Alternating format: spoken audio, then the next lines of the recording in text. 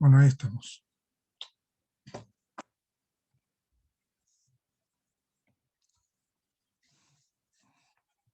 Queda esto así.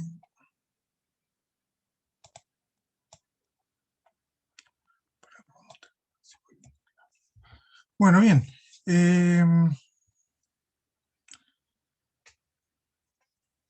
La clase pasada arrancamos la sección de apertura de ciertos segmentos a la competencia. Y bueno, hicimos una motivación bastante extensa, por cierto, espero que entretenida. Y tratamos un primer tema de que dependiendo de las condiciones estructurales, ¿no? y de cómo se iba a presentar la competencia en el mercado, una apertura sin ningún tipo de acciones complementarias podía llevar a entrada insuficiente, ¿sí? Y ahí enfatizamos la intensidad de la competencia como uno de los factores importantes, y obviamente la existencia de algún tipo de costo que no se recupera en el proceso, ¿no?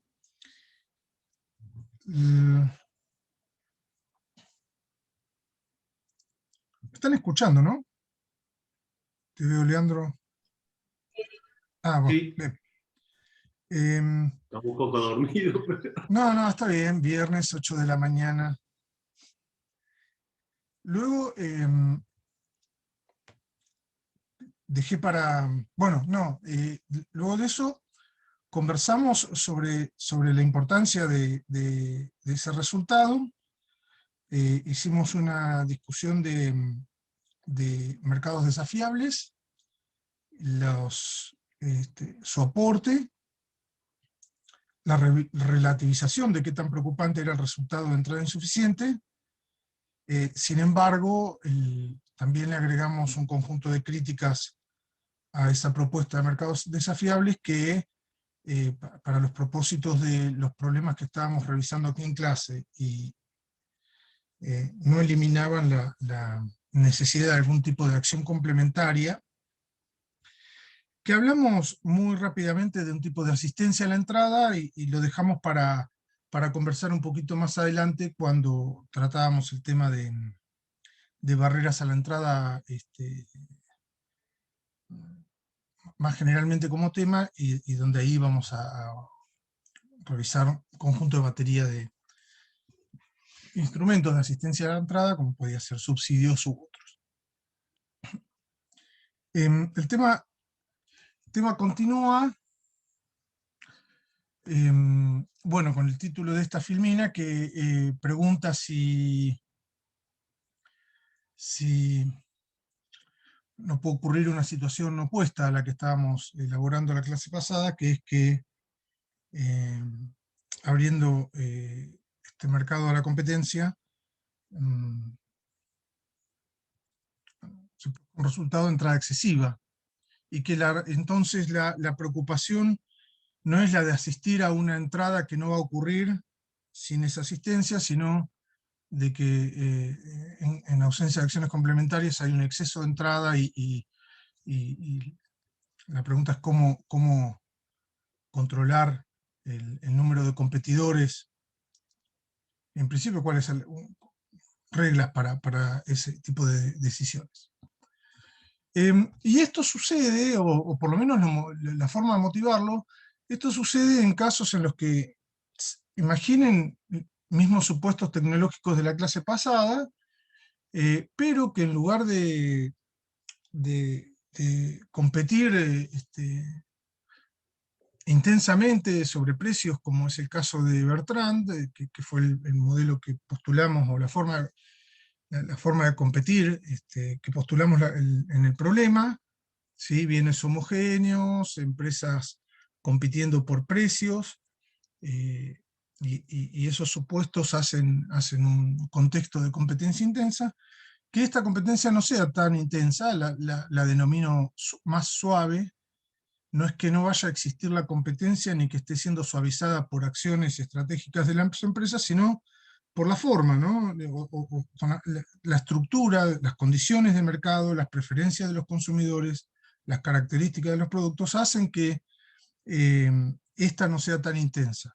Y hemos visto en organización industrial problemas que generan resultados de menos intensidad de competencia, como por ejemplo modelo de Cournot, productos homogéneos, pero en lugar de competir por precios, las empresas compiten por cantidades.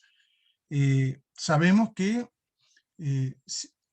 frente a un número finito de empresas, suponiendo todas ellas simétricas para hacer el argumento, el precio no llega rápidamente al costo marginal, es inferior al de una situación en la de ausencia de competencia, pero este se va a acercar al costo marginal cuanto mayor sea el número de empresas que están compitiendo, ¿sí?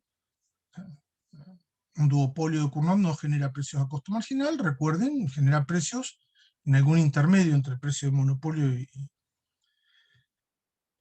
y precio igual a costo marginal. Y lo mismo sucede, no necesariamente tiene que ser el cambio de supuesto de competencia por cantidades en lugar de precios. En modelos de competencia por precios también existen configuraciones en las cuales esta competencia es suave, y ejemplos que hemos visto son competencia por precios pero con productos diferenciados. La preferencia de los consumidores hacen que valoran o capturan un valor distinto del precio a la hora de elegir un producto u otro, y eso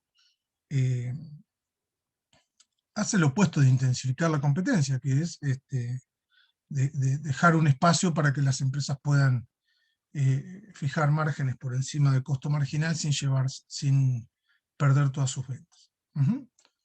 Entonces, y la otra cosa que quiero traer de la clase pasada es que, bueno, usamos una estructura de costo que tenía al final un costo fijo y un costo marginal constante, y eso en esencia satisface la definición de monopolio natural de la primera clase. Sin embargo, les recuerdo la conversación que tuvimos la clase pasada, que en un contexto de regulación costosa,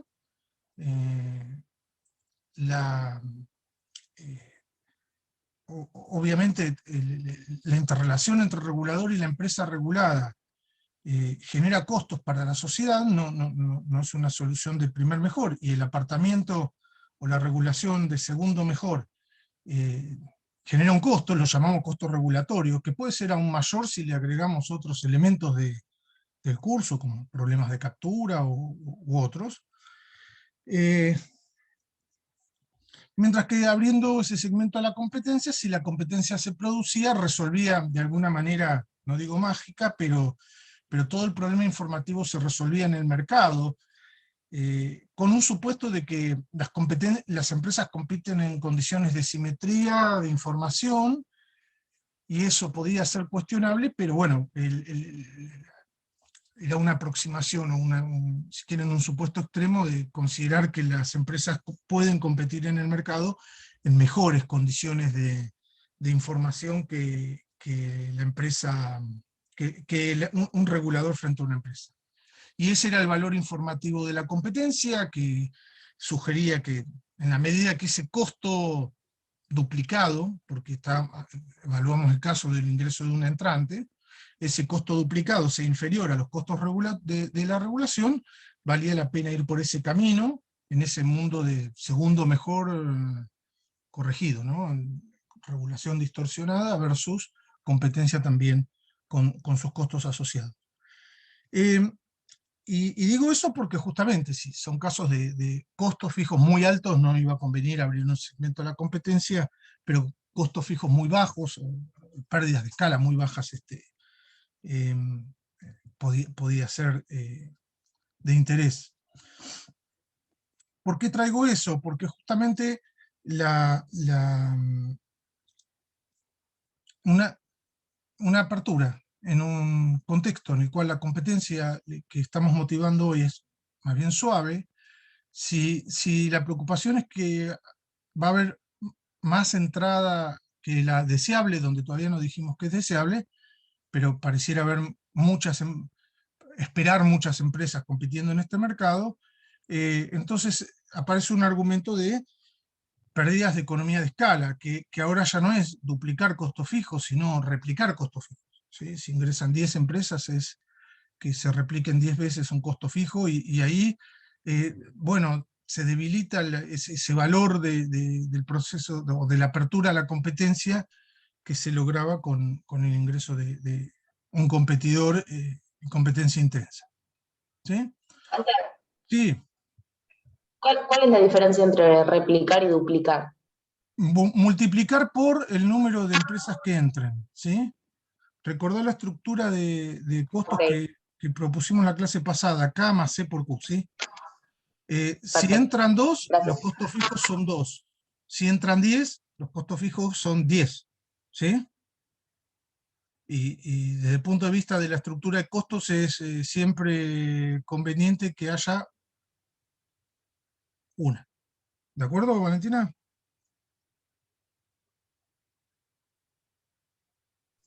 Sí, sí, gracias. Entonces, simplemente para hilvanar con la clase pasada, una cosa es lograr los beneficios de la competencia incurriendo en un costo fijo más, que sabemos que desde el punto de vista de la estructura de costos no, ya es costoso. Otra es multiplicar por 10 los costos fijos. Si es que producto de permitir abrir el mercado a la competencia ingresan 10 empresas, u 8, como es el número que suele usar en clase, que va a ser más frecuente el día de hoy. Por supuesto, si hay otros vínculos por la estructura de costos, hay otras pérdidas, ¿sí? Economías de alcance, si hay separación de actividades y demás, en esta motivación que habíamos hecho la clase pasada de abrir uno de los segmentos de todo este sector a la competencia. ¿Sí? Entonces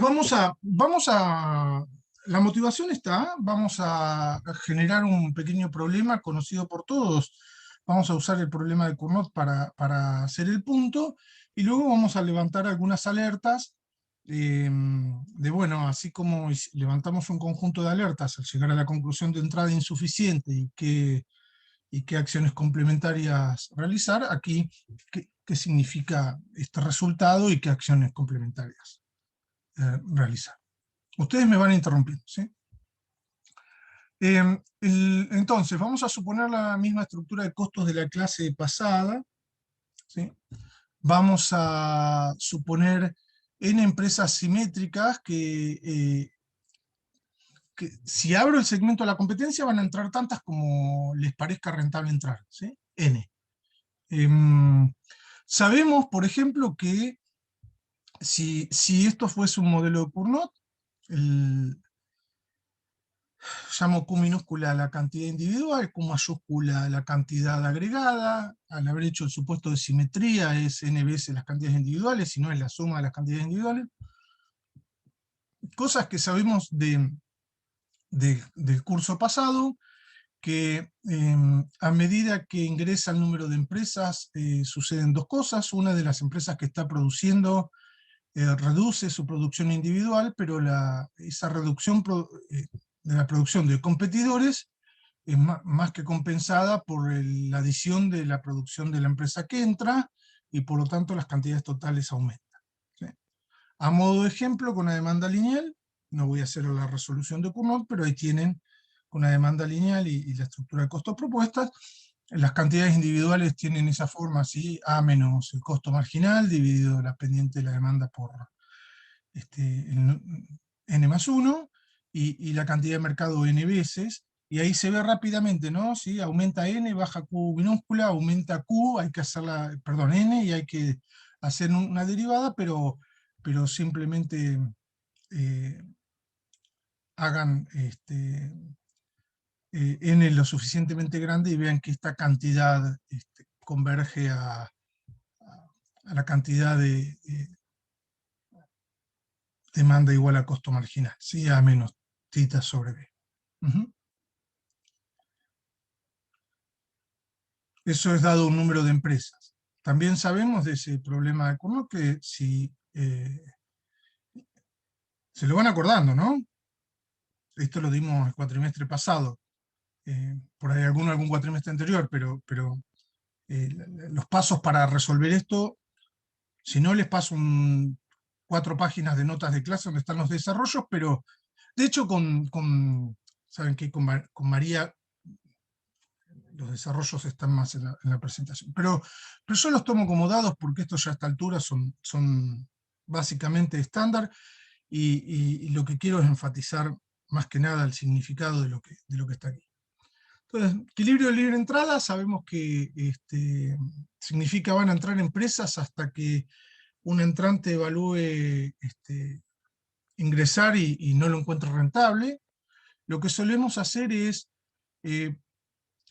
para este número de empresas N, calcular los beneficios que quedan en función del número de empresas, ¿no? ¿Sí? Precio es A menos B por una cantidad que depende, fíjense, de un montón de parámetros y de N, por cantidad, que es la cantidad individual, que también parámetros y el número de empresas, costo total de una empresa, que depende de su cantidad, que depende de los parámetros y del número de empresas. Queda una gran función de los beneficios de una empresa en función de cuántas empresas hay en el mercado, de N. Y lo que podemos buscar es cuál es el número de empresas que hace ese beneficio cero. Así usualmente se encuentra el equilibrio de libre entrada. A veces da número entero, a veces no da número entero. Supongamos que da 8,30.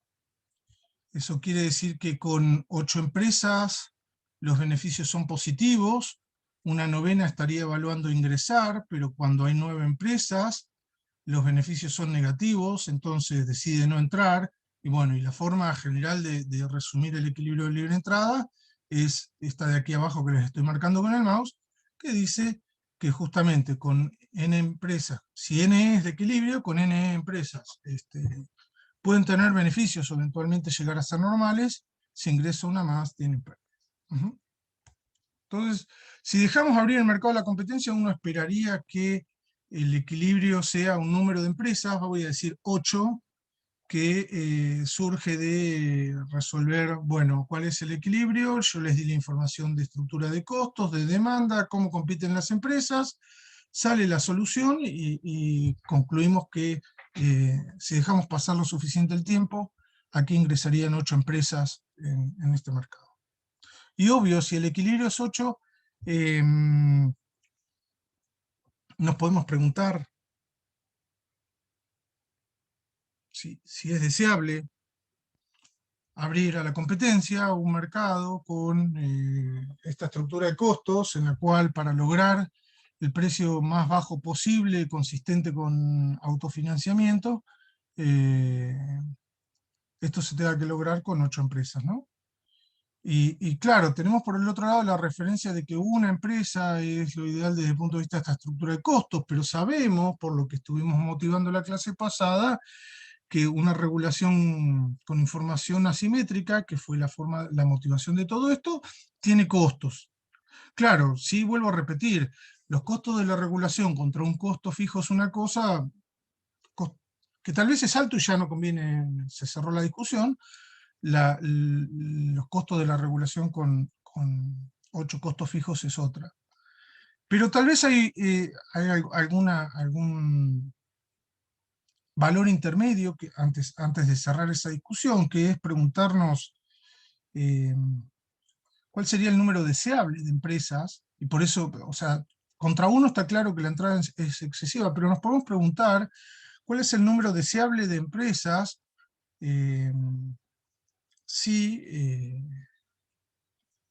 de alguna manera el regulador pudiese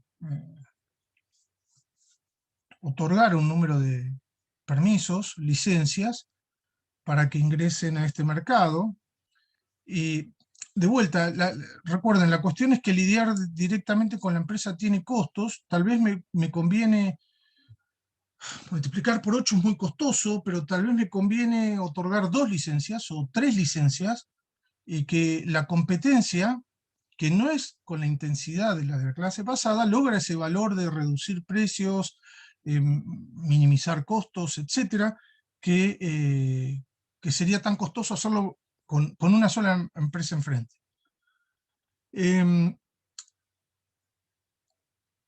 ¿Es una licencia lo óptimo? Y una licencia es lidiar con una empresa acá tengo que abrir dos caminos, es lidiar con una empresa con información asimétrica, o si no quiero pasar por ese proceso, que es lo que voy a tratar de evitar con la licencia, no evitar el ejercicio de regular a la empresa por costos. Si la dejo actuar libremente, la licencia va a arrojar un resultado de un monopolio, ¿sí? Si otorgo dos licencias y la tarea de competencia se hace de la forma de estilo Cournot, entonces el mercado va a arrojar una solución de duopolio, que es mejor que una solución de monopolio, ¿sí? Baja precios, aumenta cantidades, traslada excedentes desde empresa a consumidor, aumenta excedentes por el aumento de cantidades. De hecho, con 3 licencias genera un resultado mejor en términos de bienestar que con 2, creo, no lo sé, ahora vamos a hacer la cuenta. Con 4 parecería también, pero claro, el ir o aumentando el número de licencias empieza a generar ese costo por detrás que dijimos recién, ¿no? 1, 2, 3, 4, 5, 6, hasta el 8. Entonces, vamos a preguntarnos si en lugar de lidiar directamente con la empresa, otorgo un número de licencias. Si existe un número de licencias deseable desde el punto de vista de bienestar. Para eso vamos a hacerlo así, vamos a hacer una función de bienestar W, que sume excedente de consumidor más beneficios.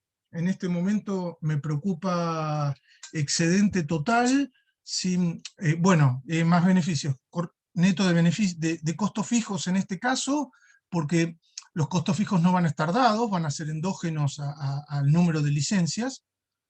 Entonces, en ese sentido me interesa excedente total menos costos fijos, y por eso entonces lo escribo como excedente del consumidor más beneficios. En este caso no sería equivalente una dimensión que la otra. En otros casos, cuando el número de empresas está dado, el costo fijo está dado, los números no son iguales, pero la solución de maximizar bienestar y excedente total da lo mismo, porque la diferencia entre ambos es un costo fijo. Acá, insisto, va a ser diferente, y por eso me preocupa internalizar los costos fijos dentro del ejercicio de bienestar, porque justamente no da lo mismo que se incurran 2 costos fijos que 8 costos fijos, y las soluciones van a depender de eso. Entonces vamos a definir esta función de bienestar. Y la otra cuestión es que pondera excedente consumidor y beneficios de la misma forma, y eso lo vamos a hacer para que nos preocupe solo eficiencia y no cuestiones de transferencias de consumidor, de beneficios a consumidor, cosa que voy a agregar dentro de un rato. Pero por el momento lo que nos importa es, si quieren, eficiencia productiva más eficiencia asignativa. ¿Bien? Entonces vamos a escribir la función de bienestar como excedente de consumidor, que es igual, acá hay un paso saltado, pero que es igual a excedente bruto del consumidor menos gasto del consumidor, ¿sí? Y beneficios es facturación de las empresas o ingreso total de las empresas menos costo total de las empresas, ¿sí? Entonces, excedente bruto del consumidor menos gasto más ingreso total menos costo total de todas las empresas.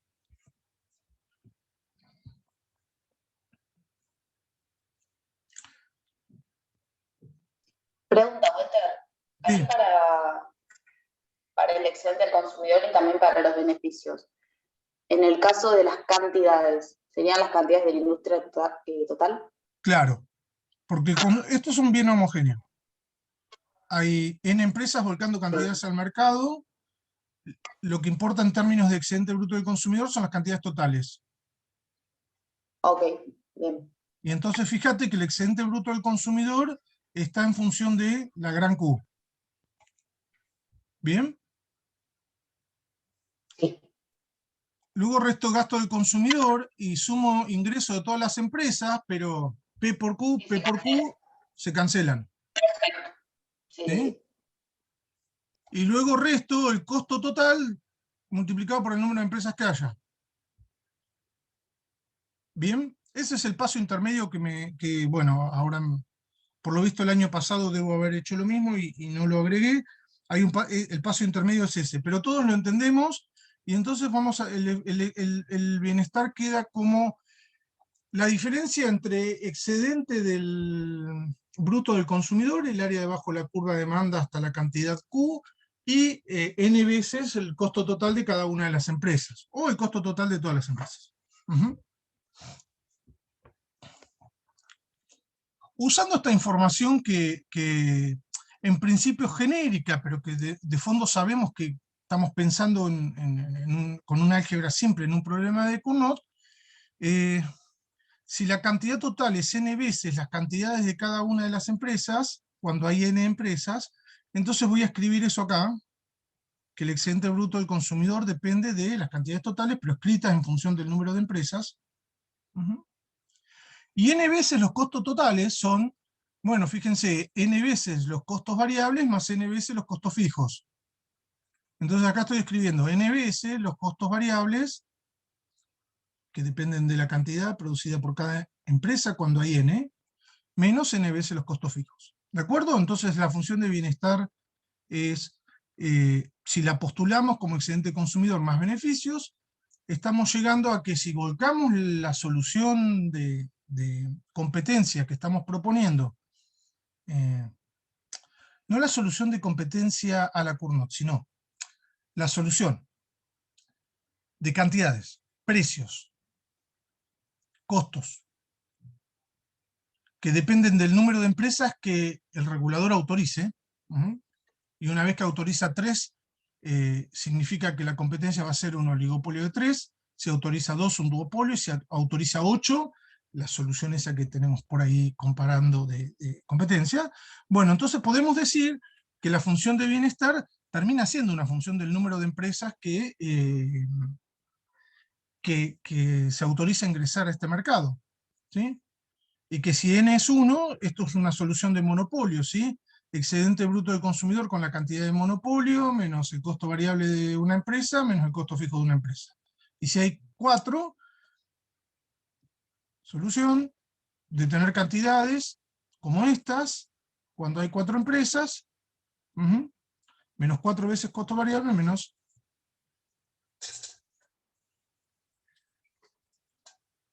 Yo hice la pausa porque me apareció conexión inestable. Menos 4 veces costo fijo. ¿Bien?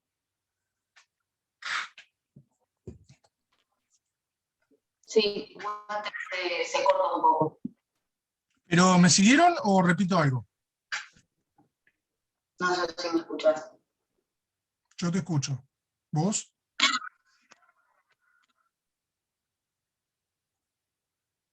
¿Se escucha, Walter? ¿Sí?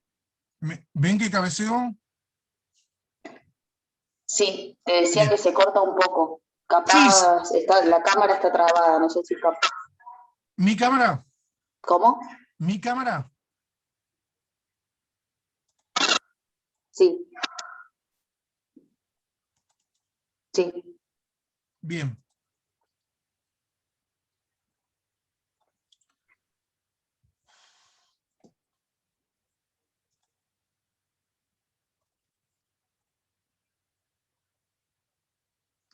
Si tan solo supiera cómo vuelvo a la página para apagar mi cámara. Chicos, apagué mi cámara para mejorar la calidad. ¿Bien? Ahí se escucha mucho mejor. Sí. Y ahora vamos a volver a compartir la pantalla. Los tenía acá. Sí, así. Bueno.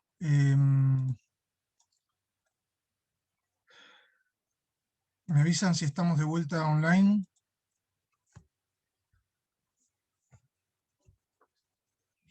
Hola, hola. Sí, sí. Bien. Entonces, ¿se entendió cómo llegamos a esta función de bienestar?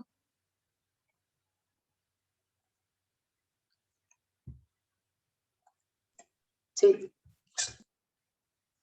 Continúo.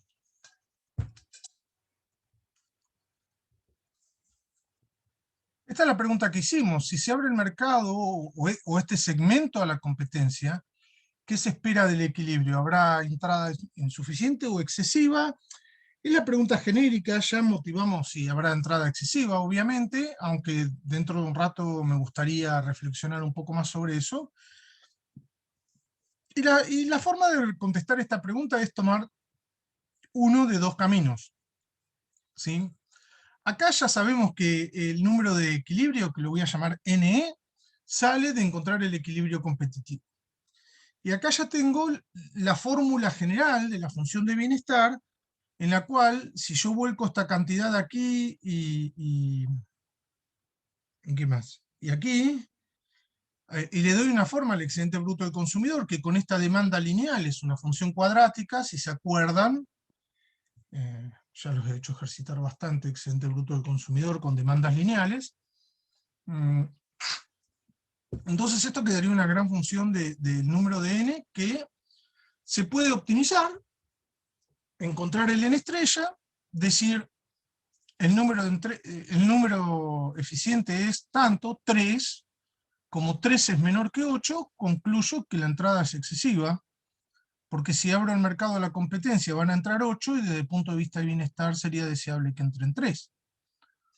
O podría darme 10 el n estrella y decir que hay entrada insuficiente, a la inversa, ¿no? Ese es un camino. De hecho, es un camino que van a hacer en el trabajo práctico, así practican un poco derivar primero explicitar la función de bienestar y derivar respecto de n, encontrar el número eficiente de empresas, encontrar ese 3 o su equivalente, encontrar ese 8 y su equivalente, y sacar alguna conclusión al respecto. El otro camino, que es el que vamos a hacer en clase, es evaluar las propiedades de la función de bienestar en la solución de equilibrio que ya la tenemos, es esta, en 8, yo no sé si la otra va a ser 3 o el número que sea, y simplemente preguntarme si el bienestar con una empresa menos, esto lo podemos hacer en el margen, es mayor o menor. Si digo que el bienestar con una empresa menos es mayor, quiere decir que el bienestar con el número de equilibrio no está siendo optimizado. Y si es menor también, o sea, y también sé para qué lado no está siendo optimizado. ¡Ay, Dios!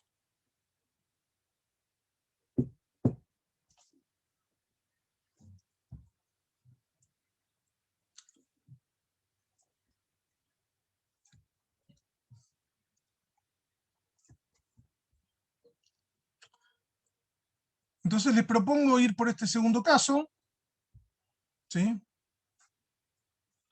Que va a decir, bueno, esta derivada la van a tener que hacer, ¿sí? Es la función de bienestar, cómo cambia cuando cambia el número de n, la van a tener que hacer para igualarla a 0, y yo en lugar de igualarla a 0 la voy a evaluar en el número de equilibrio. Entonces tenemos esta función de bienestar, y la vamos a derivar respecto del número de empresas, primero para saber cuál es el impacto en términos de bienestar de la adición de una empresa en este contexto, y simplemente vean que va a aumentar la cantidad total y eso va a cambiar el excedente bruto del consumidor, va a cambiar también el costo variable por dos lados, porque ingresa una empresa, pero porque las empresas existentes producen menos, cada una de ellas, y porque estoy incorporando un costo fijo al incorporar una empresa que resta en la función de bienestar.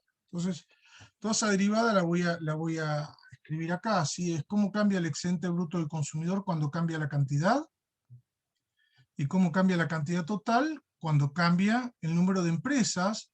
Recuerden, la cantidad total es n por la cantidad individual, así que es la adición de una cantidad más cómo cambian las cantidades de las existentes cuando se adiciona una empresa. ¿Bien? Entonces, esto es aplicar regla de la cadena, cómo cambia el excedente bruto del consumidor cuando cambia la cantidad total, cómo cambia la cantidad total cuando cambia el número de empresas. ¿Vamos bien?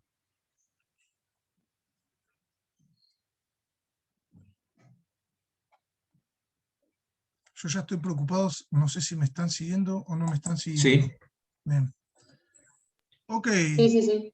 Entonces, esa primera parte está. La segunda parte es costo variable se va a agregar un costo por una empresa y aparte va a cambiar el costo de todas cuando se adiciona una, y entonces acá van a ver que dice se agrega el costo variable de una empresa, y como todas las empresas reducen la producción cuando ingresa una, eso es lo que estoy incorporando acá.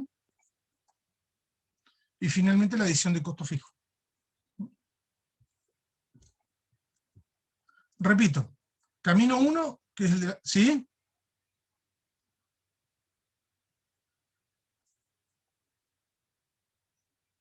Repito, camino 1, que es el de encontrar el n estrella, igualamos esto a 0 y sale n estrella. ¿Sí? Eso, repito, lo hacen en la práctica. Camino 2, lo que voy a hacer es voy a evaluar esta condición, en el número de equilibrio. Y voy a decir, ¿qué cosas sé? Bueno, yo sé, primera cuestión, que cambio en el excedente bruto del consumidor, cuando cambia la cantidad, eso ya lo hemos hecho hasta en este curso alguna vez en el pasado, y obviamente un montón de veces en el cuatrimestre anterior. El cambio en el excedente bruto del consumidor cuando cambia la cantidad es igual a la valoración marginal del consumidor, que en el fondo es la que se iguala con el precio. Entonces vamos a decir que si recordamos que la valoración marginal de la última unidad se iguala con el precio, y que por otro lado, en una solución de equilibrio de libre entrada, suponiendo que el número es entero, los beneficios son 0 para cada una de las empresas, o sea que el precio por la cantidad vendida cubre costo variable y costo fijo. Entonces, si yo sé que eso sucede en la solución de libre entrada, al evaluar esta condición, ¿sí? Cómo cambia el bienestar cuando cambia el número de empresas en la condición de libre entrada, veo, bueno, esto es un P por Q, bien, menos costo marginal por Q, menos costo fijo, todo eso se va. Repito, precio por cantidad, menos costo variable, menos costo fijo para una empresa, todo eso se va, es lo que está escrito acá. Luego me va a quedar precio por N por Q', cómo cambia Q cuando cambia el número de empresas, Q es la cantidad individual de una empresa cualquiera, y eso está acá, ¿sí? Precio por el número de empresas por... oh, Dios.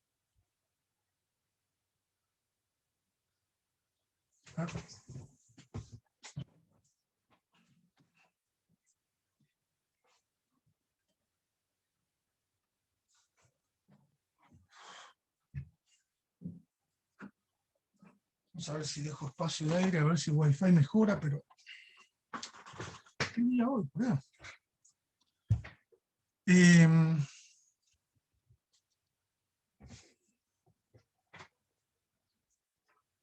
Bien, entonces, a ver si... Perdón, clase accidentada, como no es la primera ni va a ser la última.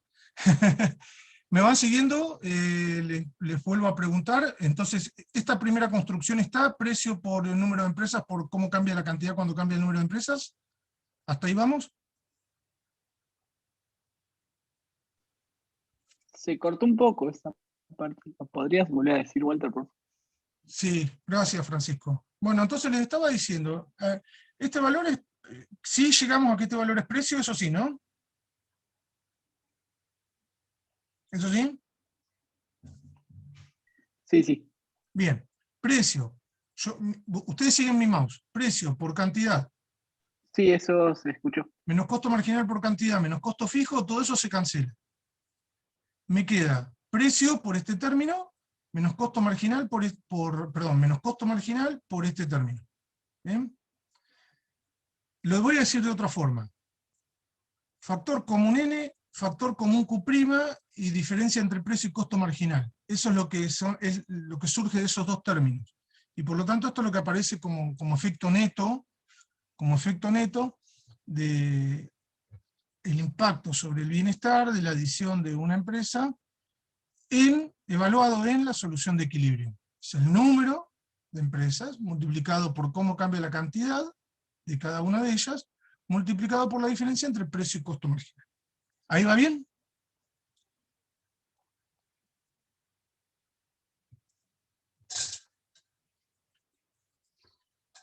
Francisco. Sí, perfecto. Bueno, escucho bien. gracias. Bien, ¿qué sabemos? Sí, se En la escuchó bien, solución lo de estoy pensando todavía, competencia, pero sí. perdón. Hoy, bueno, va a salir la clase así, accidentada, ya les dije eso. En la solución de competencia,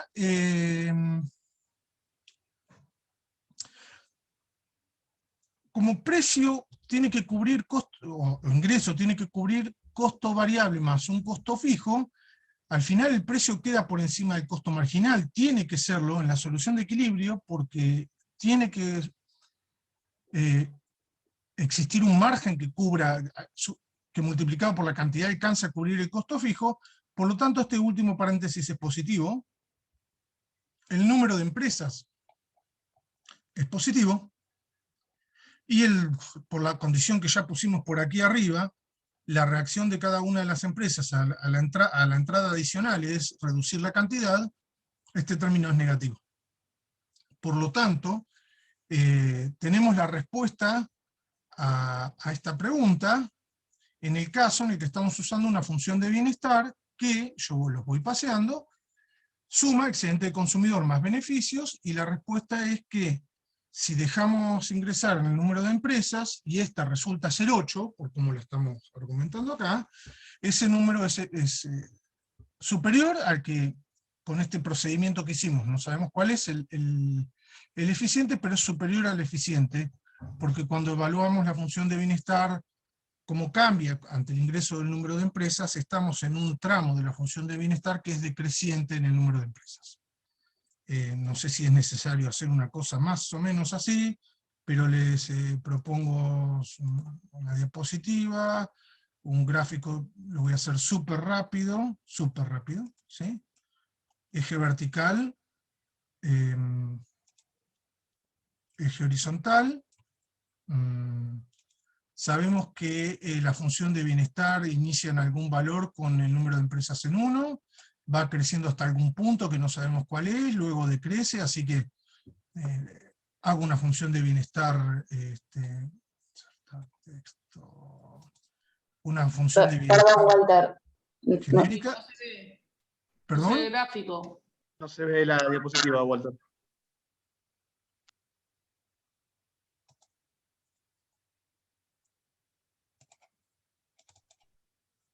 Walter, no se ve el gráfico. A ver ahora. ¿Me avisan?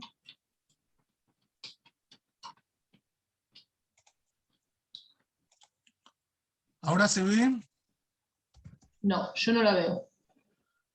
Bueno, a ver si No lo alguien veo. con mejores conocimientos técnicos No, que yo todavía no. me ayuda. Corté el compartir pantalla. Ahora voy a poner compartir pantalla de vuelta. Yo suelo poner compartir todo para que me muestre. Bueno, a ver, vamos a hacer así y después vuelvo a la clase. Ahora.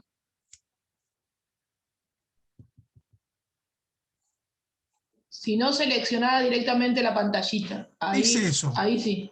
Bien. Bueno. No, ahora se está viendo. Ahora se está viendo, gracias. Entonces, mientras estuve armando una función muy rápida en la pantalla, donde creé eje horizontal número de empresas, eje vertical bienestar, una función de bienestar genérica que aumenta con el número de empresas y eventualmente disminuye, y lo que hicimos fue, en algún momento postulamos cuál es el número de equilibrio lo propongo ahí.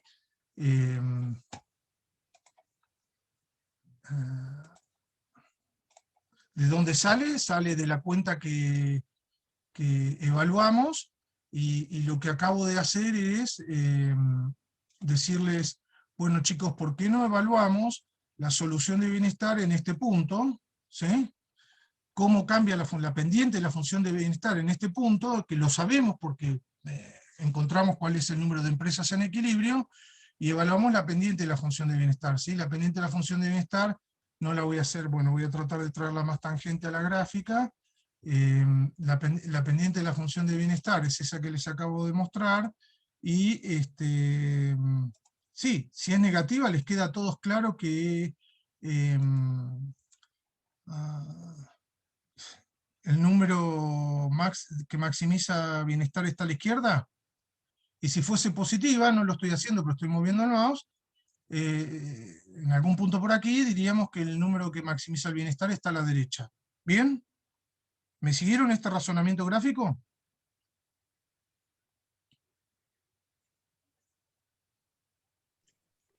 Sí, sí.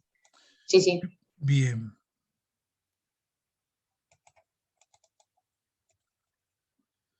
Bueno, avísenme si estamos de vuelta en las notas de clase.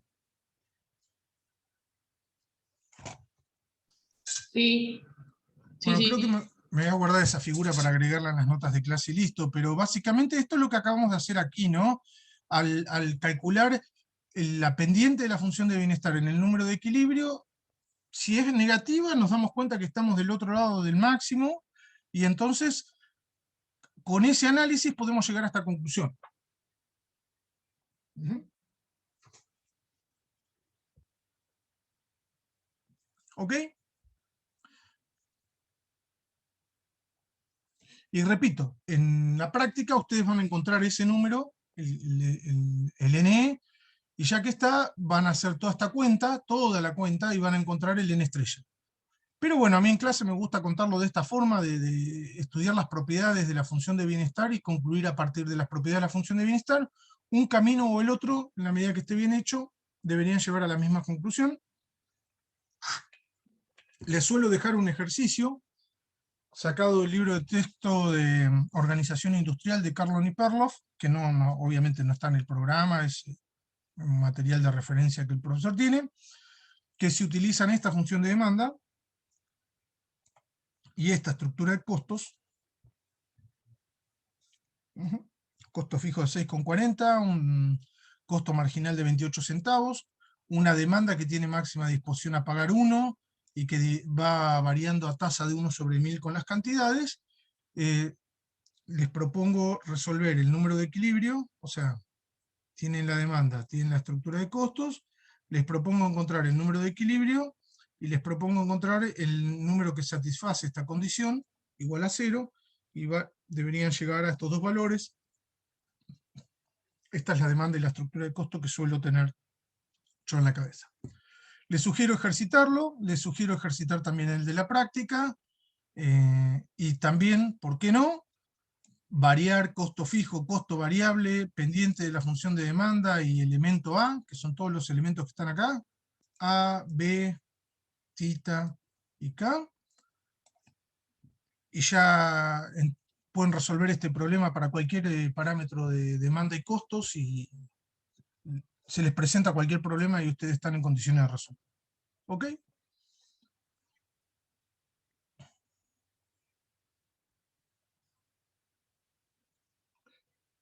Y entonces, ahora yo sigo con el 3 y el 8, ¿no? Y entonces, si llegamos a la conclusión de que 3 licencias sería el número ideal para que en este mercado se genere el excedente a través de la competencia para ahorrar la tarea que motivó todo este problema, pero si abro el mercado a la competencia y no se impone ningún tipo de restricciones, otra vez,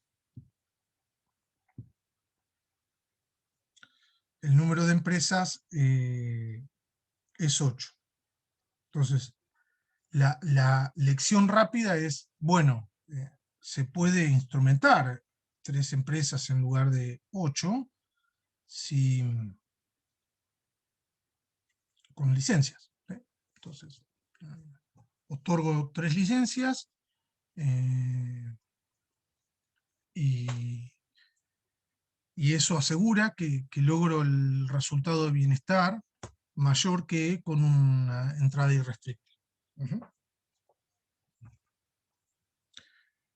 Eso está bien bajo toda la batería de supuestos que venimos trabajando, y valdría la pena preguntarnos qué tan robusto es esta recomendación, si cada vez que encontramos nos encontramos en una situación de abrir un segmento a la competencia, de que la competencia va a ser suave, con información como la provista aquí, si la recomendación es literalmente licencias o hay que tener ciertos cuidados. Y yo les voy a contar unos 4 casos de cuidados a tener presentes, que en algunos casos no cambian la recomendación de una licencia, pero en otros casos eventualmente sí. Denme un segundo que tengo a alguien en el chat. Ah, ok, no, eso era de antes. Primer cuestión, vamos a preguntarnos si las consideraciones distributivas, que las dejamos de lado, recuerdan, usamos una función de bienestar que pesa excedente del consumidor y beneficios con la misma ponderación, de forma tal de estar trabajando con las dimensiones de eficiencia asignativa y productiva como relevantes para el ejercicio. Nos vamos a preguntar si la preocupación de eficiencia distributiva tiene alguna implicancia respecto de la recomendación. Vamos a preguntarnos, resolvamos el problema nuevamente con una función de bienestar que pondera beneficios de alguna forma diferencial al excedente del consumidor, alfa menor que 1. Vengo acá, digo, solución de equilibrio. ¿Depende de la ponderación de bienestar? No. Solución de equilibrio va a seguir siendo 8. ¿Bien? ¿De acuerdo?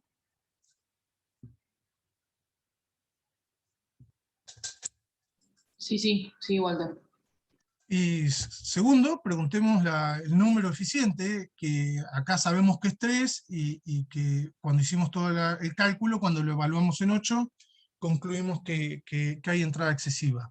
Si nosotros le incorporamos una ponderación diferencial a los beneficios, menor respecto del consumidor, la pregunta que les hago es, ¿qué creen que va a ser el número eficiente? ¿Va a seguir siendo 3? ¿Va a ser más? ¿Tiene sentido que sea más?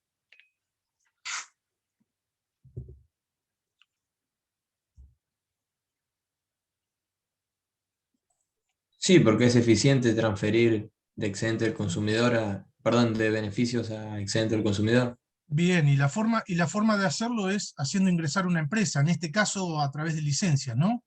Ingresa una empresa más, baja el precio, aumenta las cantidades, así se logra excedente, se paga el costo de un costo fijo adicional, pero si la función de bienestar así lo pondera, ¿correcto? De hecho, cuando alfa tiende a 0, ¿les queda claro que el número eficiente es 8?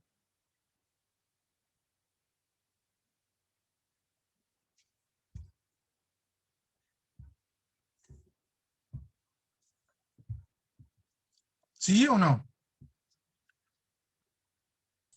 Sí, sí.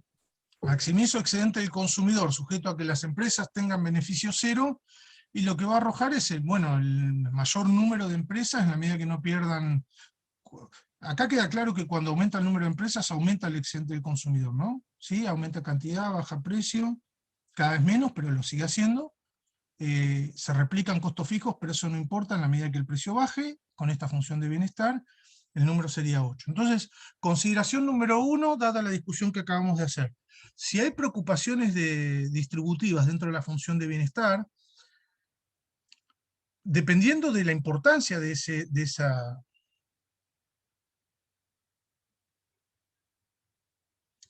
Si hay preocupación distributiva entre consumidor y beneficios en la función de bienestar,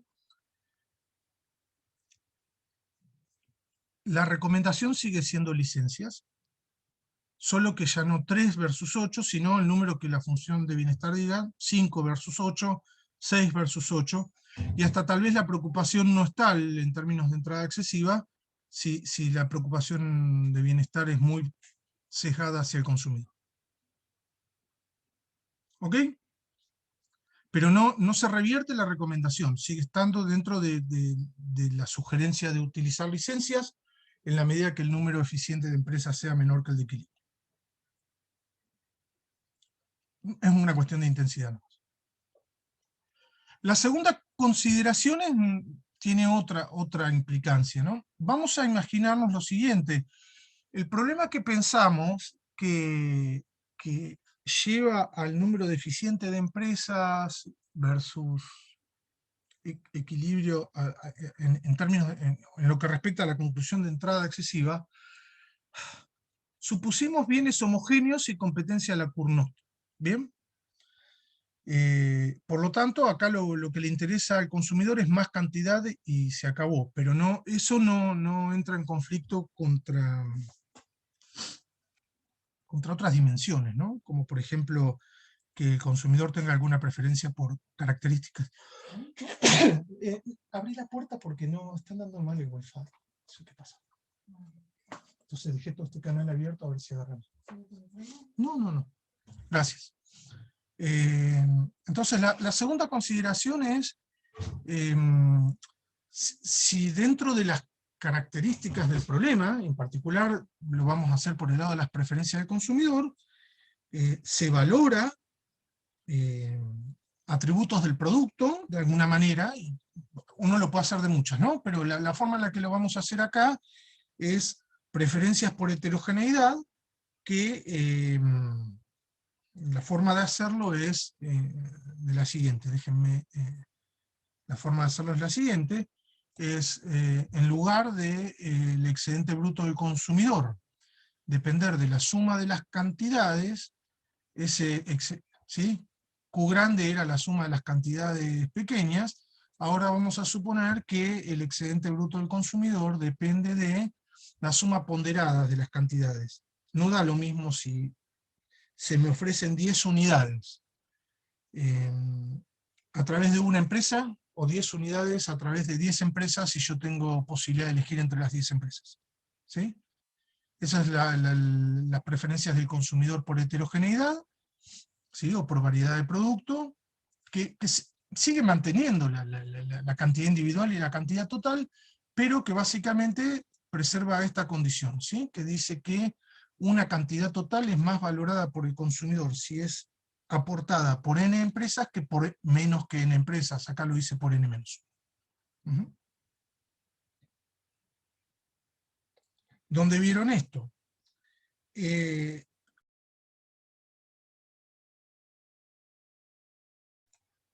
Hola. Buen día. Hola. Bien, no sé Sí, ni dónde ¿se se cortó escucha? la clase hoy. Me quedé hablando solo y de repente se cortó el Zoom. ¿Me pueden contar por dónde, por qué parte de acá, desde dónde retomo?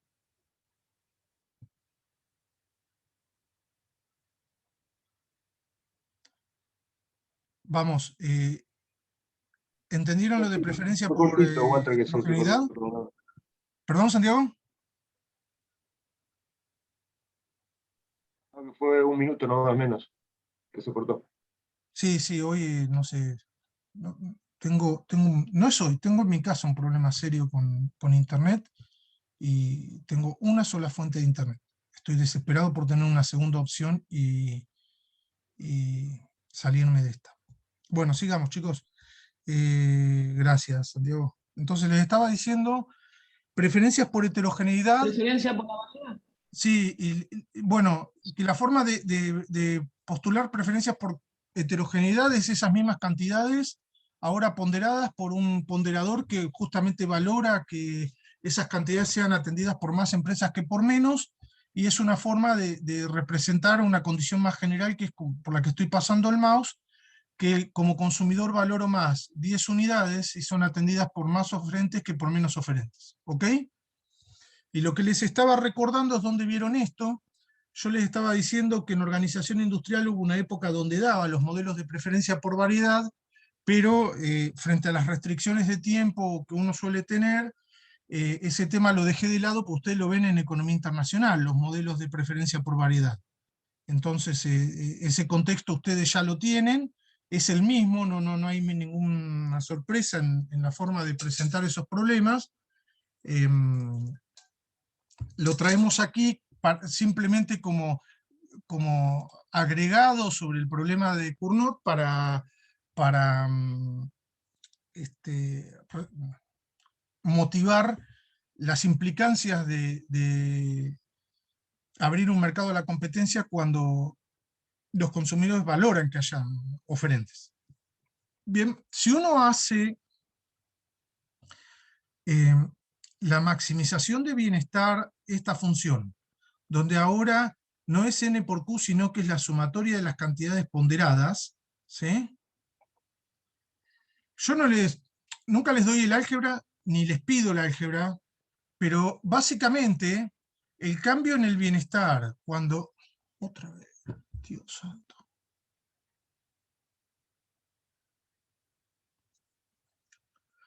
Les estaba diciendo que no lo doy con detalle ni les pido también resolverlo con detalle, pero el cambio en el bienestar, cuando cambia el número de empresas, en la solución de equilibrio, nosotros habíamos llegado a que era igual a n por cómo cambian las cantidades, por el margen, precio menos costo marginal, que es lo que está acá. A eso se le agrega un término que está asociado con la preferencia por variedad, ¿sí? Básicamente 1 sobre epsilon menos 1 por el costo total. Simplemente es el álgebra detrás, insisto, no se las pido, es simplemente saber que de preferencias por variedad en el cambio en la función de bienestar cuando cambia el número de empresas, va a haber una extensión donde aparece la preferencia por variedad, y si estas preferencias por variedad, como les dije, justamente se capturan por un parámetro epsilon menor que 1, este corchete, cuando ese parámetro epsilon existe, este corchete es positivo. 1 sobre algo menor que 1 es mayor que 1, menos 1 da un valor positivo. ¿Bien? Quiero que me sigan hasta ahí, y la pregunta es si me siguen hasta ahí. Sí, sí. Si al consumidor le interesara la suma de las cantidades, epsilon igual a 1, o sea, no le importa cuánto, simplemente la cantidad total, epsilon igual a 1 y este corchete desaparece y es la condición de la filmina anterior. ¿Bien? Entonces, yo juego con esto para decirles, sabemos que desde el punto de vista de la demanda que propusimos, la estructura de costos y postulada la forma en la que compiten las empresas, hasta acá hay esta condición sugiere que hay entrada excesiva, pero si al problema le agregamos que a los consumidores valoran la existencia de oferentes, parece intuitivamente razonable aceptar, creo, que entonces se le suma un elemento a ese efecto que acabo de contar, que va en la otra dirección, que invita a que haya más oferentes en este mercado. Y más cuanto los consumidores valoran más eso. ¿Sí? De hecho, cuando epsilon es más chico todavía, más los consumidores valoran preferencia por variedad, más grande es este corchete. Y ahora nos paramos en la solución de equilibrio, 8, porque es lo que el número, acá no tiene por qué ser 8, pero uso el 8 simplemente porque es el que venimos conversando. Si el número de equilibrio hasta aquí estaba sugiriendo que la entrada es excesiva, bueno, aquí nos está sugiriendo que hay un elemento que puede ir en la otra dirección. No sabemos cuál termina dominando, y por lo tanto no estamos en condiciones de, primero, concluir que haya entrada excesiva, podría hasta haber entrada insuficiente, y eso sería más probable cuanto mayor sean las preferencias por variedad. Todo depende del problema práctico, pero en principio queda indefinido si hay entrada excesiva o insuficiente, y segundo, podría haber entrada insuficiente, más probablemente, cuanto mayor las preferencias sean a favor de la variedad. Si este elemento solo reduce el efecto de entrada excesiva, tal vez el número 5 en lugar de 3, en ese lado sigue el camino de la recomendación de las licencias. Si esta condición revierte, el resultado de entrada excesiva, pues tenemos que tener cuidado, y la recomendación no es ir por el lado de las licencias, sino de cómo fomentar más entrada. Ujú. ¿Vamos bien hasta acá? ¿Preguntas?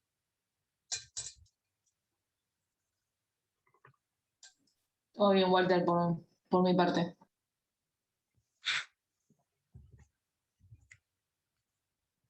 Después, otras recomendaciones a tener en cuenta. La tercera tiene que ver con qué uno espera que ocurra en el mercado cuando uno toma decisiones de licencias, ¿no? Digamos que 8 es el número de empresas que asegura que hay competencia.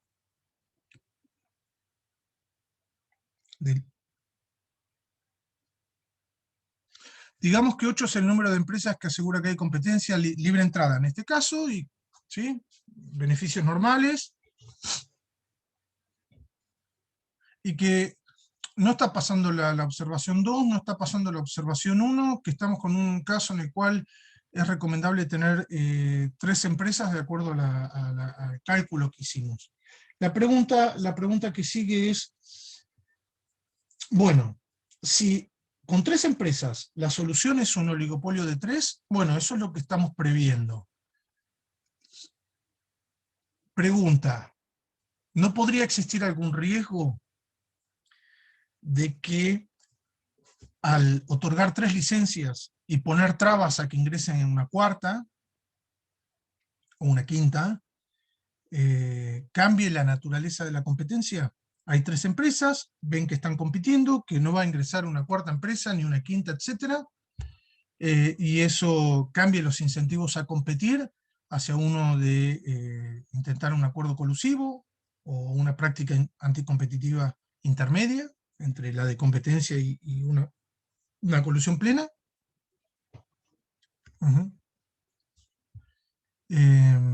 Que se puede extender, ¿no?, a disuasión de entrada en subgrupos de empresas, a eso me refería. Bueno, si eso es un riesgo, entonces tomar una decisión tajante de 3 licencias en lugar de 8, bueno, es costoso en términos de bienestar, porque estas limitaciones terminan cambiando la naturaleza de la competencia. Entonces es importante anticipar cambios en conductas productos de un número de licencias. Estoy suponiendo, me imagino que ustedes ya lo han detectado, pero por las dudas, estoy suponiendo que con 8 se asegura que ese riesgo de prácticas anticompetitivas no ocurra. ¿Bien? Si no, también es una preocupación ahí. Pero bueno, eso al final del ejercicio es la preocupación incremental, ¿sí? Si hay más riesgo de acuerdo colusivo con 3 que con 8. Pero en cualquier caso hay que atender. Bien. Cuarta consideración de las que me interesan sobre el problema es que otra vez los he engañado, como dice la clase pasada, pero bueno, es con el propósito de simplificar ejercicios. No olvidar lo siguiente, que todo este ejercicio que yo acabo de hacer, y decir que estoy en condiciones de encontrar el 3 y saber cuál es el 8, implica que yo tengo, y en ningún momento lo enfaticé a propósito, y ustedes se los dejé, a veces sale la pregunta, a veces no sale la pregunta, es que ese cálculo de licencias lo estoy haciendo con información completa, y la motivación de la clase pasada que invitó a abrir el segmento de la competencia era que justamente los problemas del regulador en cuanto a asimetrías informativas.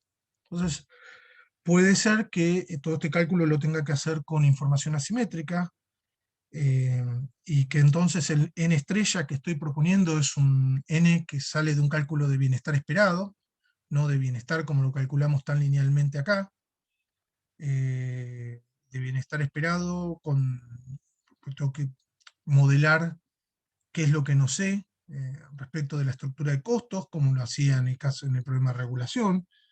Recuerden, en clase pasada motivado que era un problema símil Barón y Myerson. Bueno, acá voy a tener problemas informativos sobre las estructuras de costos, y entonces el cálculo de bienestar lo tengo que hacer en términos esperados, y el número de licencias va a salir de un problema de optimización con restricciones informativas. Mientras que el número de equilibrio va a salir de lo que suponga que va a ocurrir en competencia, ¿no? Si uso el mismo supuesto de la clase pasada, de que en competencia las empresas tienen información simétrica, entonces el número de empresas en equilibrio sale con información simétrica. Yo ex ante no sé cuántas empresas va a haber, porque todo depende de cuál es la configuración de costos que tienen las empresas, y tengo que hacer una cuenta de bienestar esperado, de lo que espero que ocurra en equilibrio, y eso es lo que puedo comparar. ¿Sí? Licencias con información asimétrica, competencia que va a ocurrir con información simétrica, pero como yo no tengo, entre empresas, pero no con el regulador, yo tengo que hacer esa cuenta en términos de bienestar esperado. ¿Qué da la comparación? No lo sé. Si el término de la derecha es mayor que el término de la izquierda, pareciera haber una propiedad de entrada excesiva, ahora en términos esperados. ¿Mm? Pero podría ocurrir que el valor informativo de la competencia termina generando más bienestar, con información simétrica entre las empresas, más bienestar esperado que el bienestar que arroja la cuenta de las licencias con información asimétrica, ¿sí?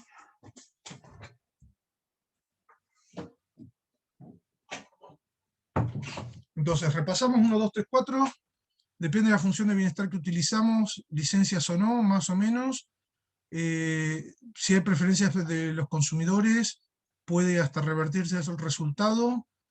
Tercero, dar licencias puede cambiar la interacción de competencia. Cuarto, no nos olvidemos que el ejercicio de licencias se termina haciendo con información asimétrica y puede cambiar el resultado. O sea, 2 y 4 pueden generar resultados opuestos, de no necesariamente entrada excesiva. 1 y 3 están dentro de la familia de entrada excesiva y son más cuestiones de grado que de cambio de recomendación. El quinto comentario, creo que es el último que tengo para... Sí, el quinto comentario es, bueno, esta estructura de costos que propusimos aquí es exógena, y bueno, podría ocurrir que en el proceso de la competencia hasta ocurra otros valores, ¿no? O sea, otras propiedades, quiero decir que en el descubrimiento de las empresas, de cómo están compitiendo, con qué estructuras de costos y estructuras de costos alternativas, puedan hacer recambios de tecnologías que sumen un elemento más. No lo quiero agregar para contaminar el punto, pero puede ser eso a favor de la competencia junto con 2 y 4. ¿Bien?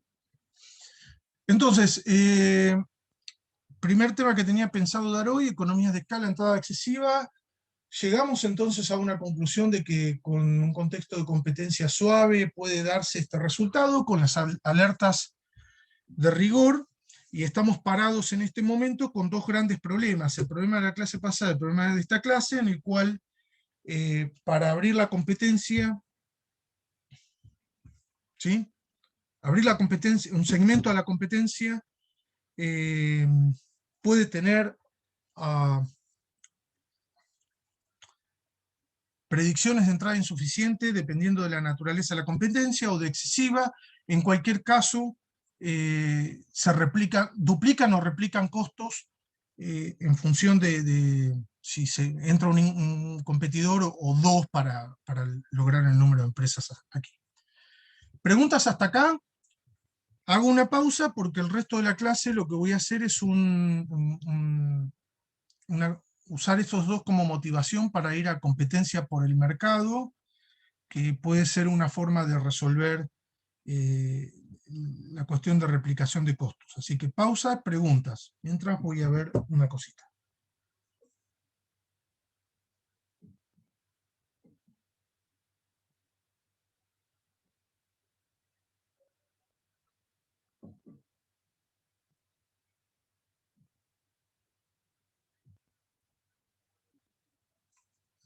¿Me dan un segundo? Sí, sí.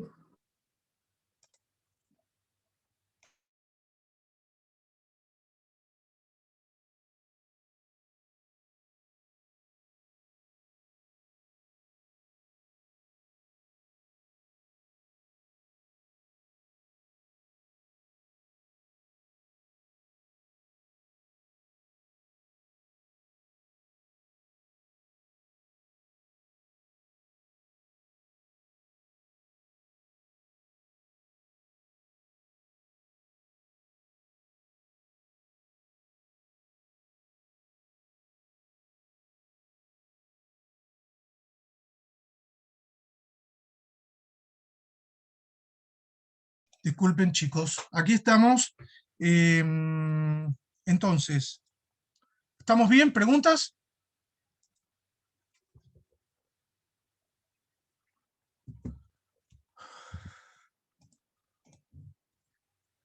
No hay preguntas. Sigamos entonces. Entonces, les estaba comentando justamente la apertura del segmento de la competencia es el resultado de un análisis que hacemos de distintos escenarios con sus distintas imperfecciones, evaluando los trade-off entre las distintas dimensiones que nos interesan, principalmente eficiencia asignativa y productiva, y cuando lo hemos incorporado también eficiencia distributiva, donde le dimos importancia a ese valor informativo que tiene la competencia respecto de la regulación, ¿sí?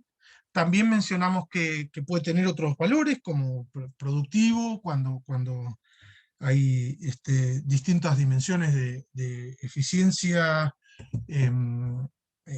o de distintas estructuras de costos asociadas. Y entonces nos podemos preguntar si existe un camino para tratar de evitar esa duplicación de costos de la primera clase o replicación de costos de esta clase de hoy. Esa podría ser la motivación. O más generalmente, seleccionar empresas eficientes para la provisión del servicio. O en otras palabras, si esta competencia en el mercado que se buscó promover se puede lograr de una forma alternativa, seleccionando empresas dentro de un proceso competitivo por el mercado, ¿sí? Y para eso vamos a usar más o menos una media hora para contarles qué características o cómo uno suele caracterizar ese proceso competitivo por el mercado a través de una subasta. Tal vez sería de valor agregar a esta clase de subastas toda una discusión de procesos de licitaciones. No lo hemos hecho en el pasado, así que vamos... Conexión inestable. Pero por lo menos en la clase les voy a contar las propiedades básicas de las subastas. Ya mencionamos algo en la segunda clase, ¿se acuerdan, no? Competencia por mínimo precio, por mayor valor, pero acá nos vamos a concentrar en las propiedades de las subastas. Les voy a contar 4 instrumentos, que son los que están acá en la filmina. Sí. Cuatro instrumentos. Uno que se llama subasta de primer precio, de segundo precio, inglesa y holandesa. Las voy a contar qué propiedades tiene, qué resultados tiene, y de eso se va a tratar para que tengan como un primer de mecanismos de competencia por el mercado, en un contexto en el que uno hace funcionar el proceso de subasta. Después eso hay que ponerlo en la práctica y encontrarse con un montón de restricciones que, bueno, ya me escapan a lo que doy acá en clase, aunque podríamos, si quieren, discutirlo. Hoy ya veo, estoy mirando el reloj porque -10 es la hora en la que voy a cortar. Bien, entonces, les presento 4 subastas, una que se llama el primer precio, segundo precio, inglesa y holandesa. Antes de hacer la discusión les voy a preguntar, ¿vieron este tipo de subastas en algún curso anterior, específicamente algo, aunque sea básico, en micro 2?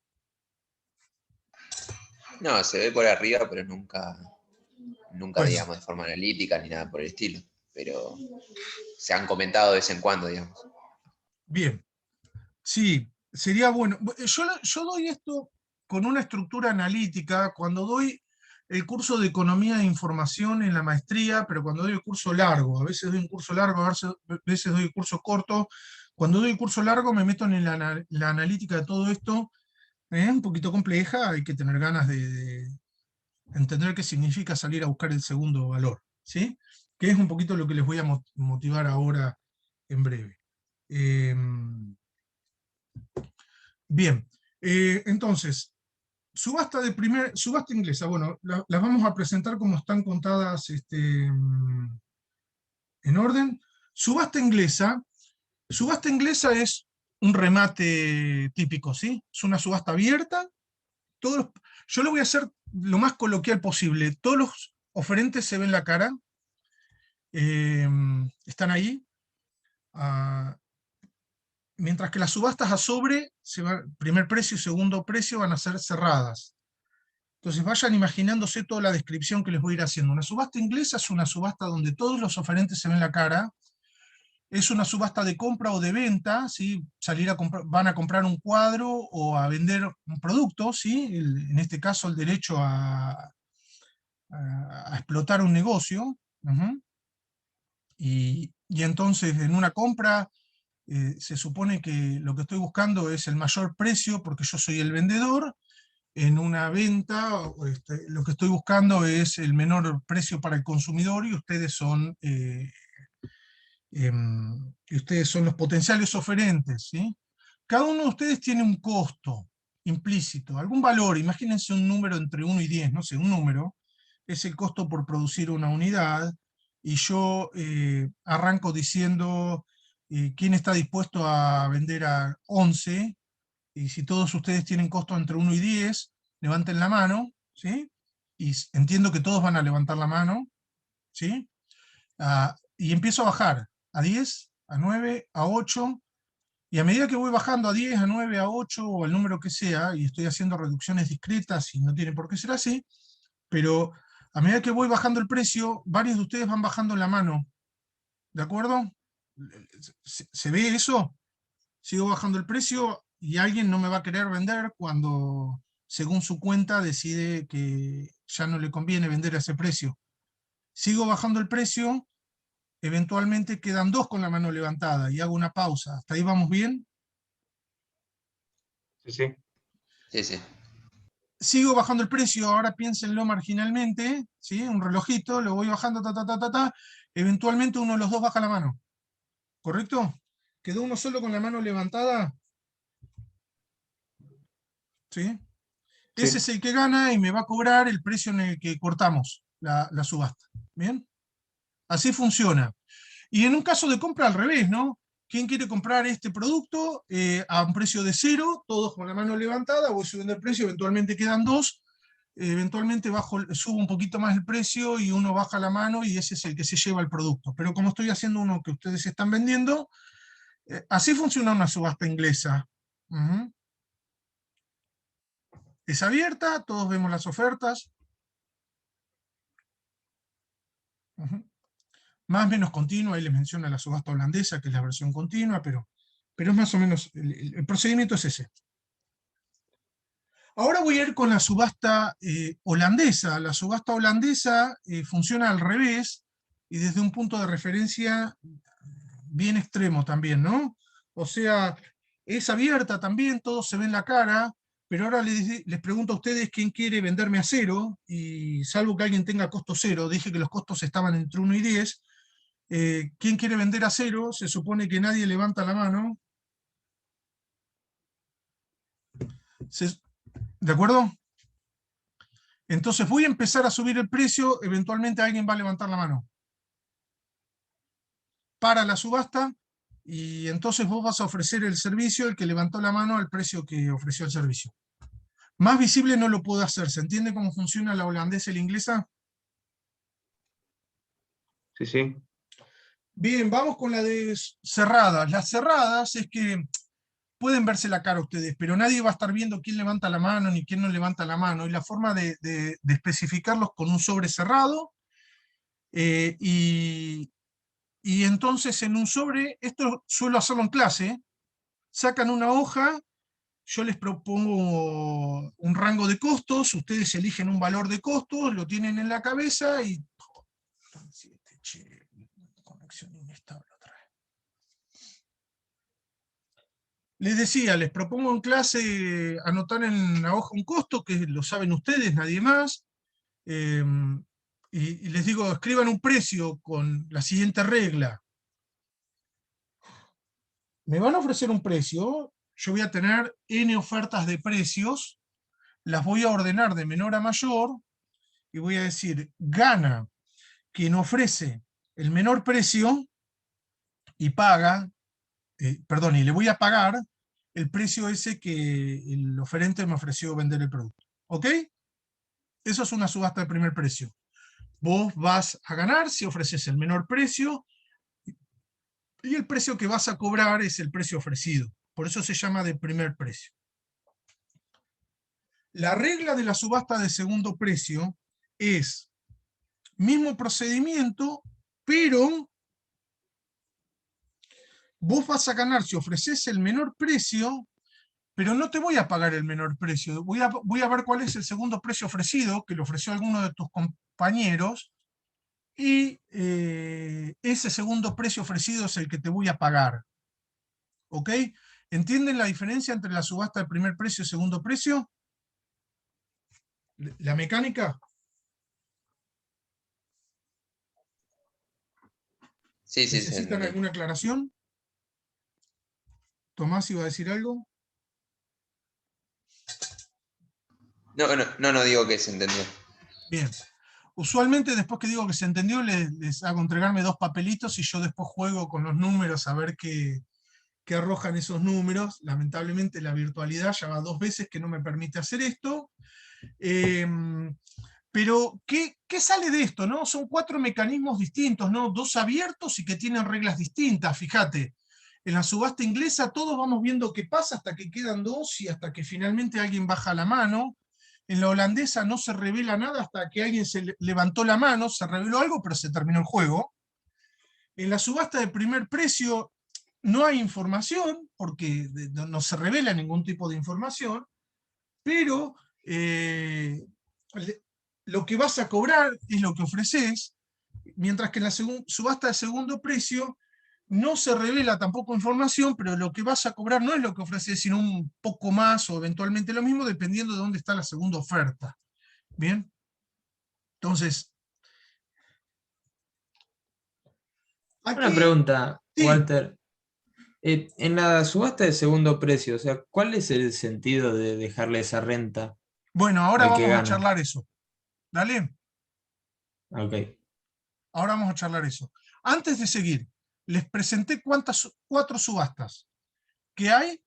Si ustedes revisan la literatura, hay N mecanismos creativos de subastas. ¿Sí?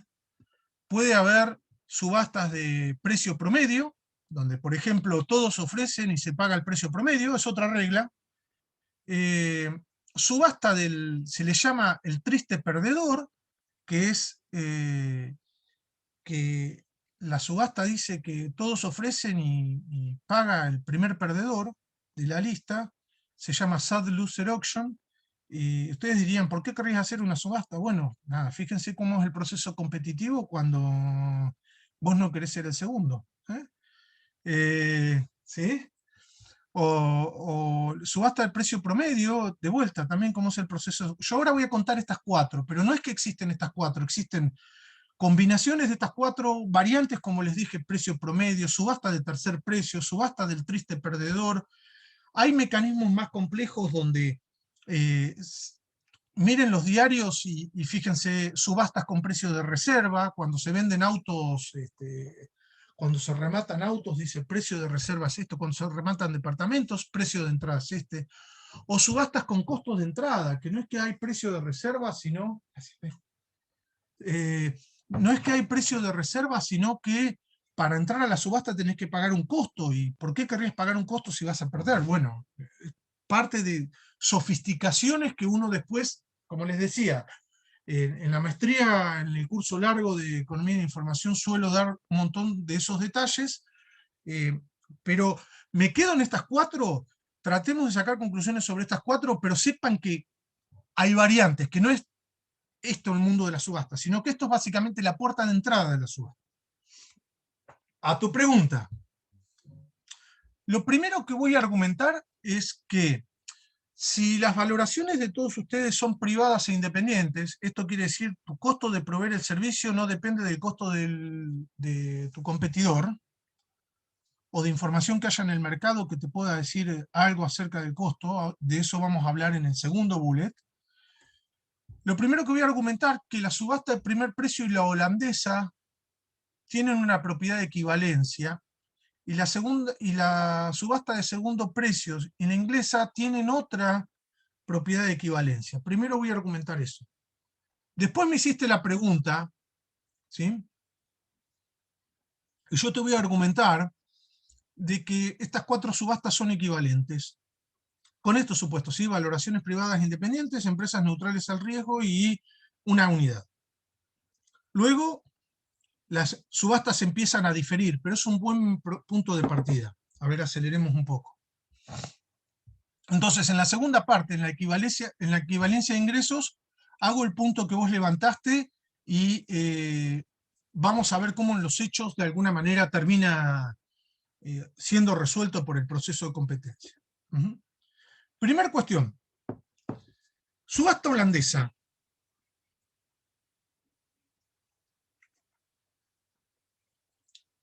Primera cuestión. Subasta holandesa. Vos tenés un costo, 2. El precio arranca de 0. Empieza a subir.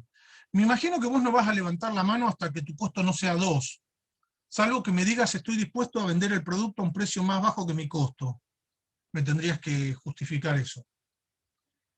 Segundo, cuando el precio supera 2, ahí ya querés levantar la mano. Pero empieza tu estimación, voy a usar la palabra especulación, pero con cuidado, ¿sí? Tu estimación, voy a decir. Si no levantás la mano, el precio sigue subiendo, y si levantás la mano después y ganás un mayor margen. ¿Correcto? Pero cuanto más esperás a levantar la mano, hay un riesgo de que otro candidato levante la mano y te haga perder cuando ya querías ganar. Entonces básicamente estás haciendo una cuenta, un trade-off, que es cuánto estás dispuesto a que el precio suba por encima de tu costo, porque eso es lo que te va a dar de ganancia, versus la probabilidad de ganar, ¿sí? Que empieza a decrecer, si vos sos el candidato a ganar, a medida que vos dejás que suba el precio. ¿Se entiende este razonamiento?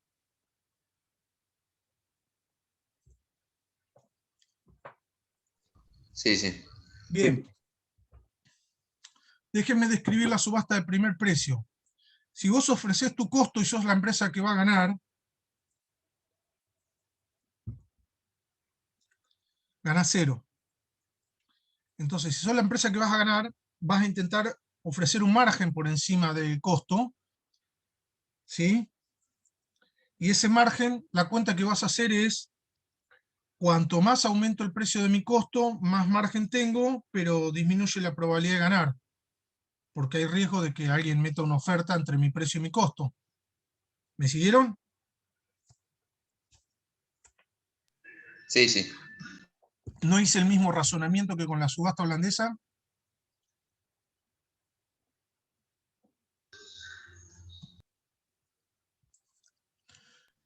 vienen los tecnicismos, ¿sí? Que es la cuenta que el oferente hace de condicional en qué va a ganar, cuánto es el margen que quiere ofrecer corriendo el riesgo de no ganar, y hace la oferta.